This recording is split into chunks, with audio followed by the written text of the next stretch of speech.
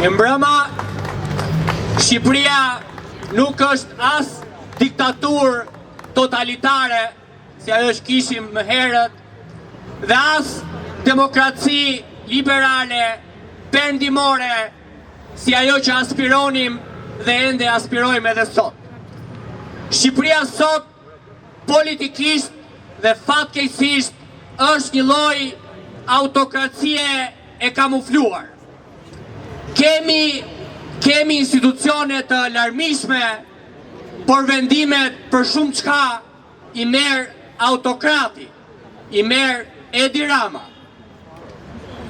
Edi Rama nuk e përdor masivisht dhunën policore për të nështruar popullin, them masivisht sepse lokalisht ka 2 apo 3 vjet që komunitete si Tatriollit fundmi janë duke vuajtur në kurriz dajakun e autokratit Edi Rama.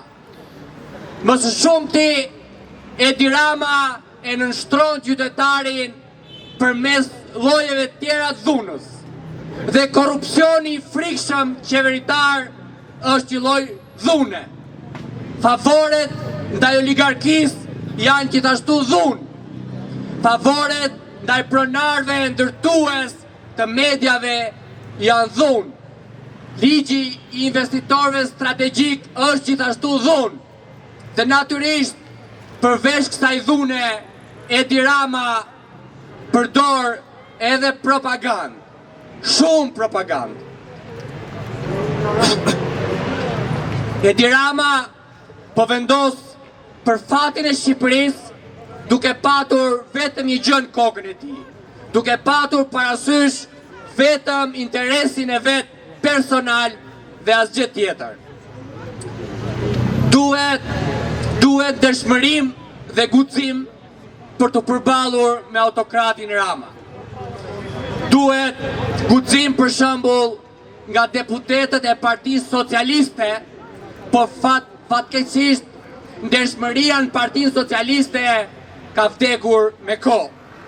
Të jesh politikan i ndershëm do të thotë mos vjedhësh parat publike kur je vendosur për t'i menaxhuar ato. Të jesh politikan i ndershëm do të thotë mos favorizosh oligarkët, e tjera. Të jesh politikan i ndershëm do të thotë ta thuash vërtetën dhe të përpiqesh për të vërtetën. Të jesh politikan i ndershëm kërkon mbi të gjitha guxim,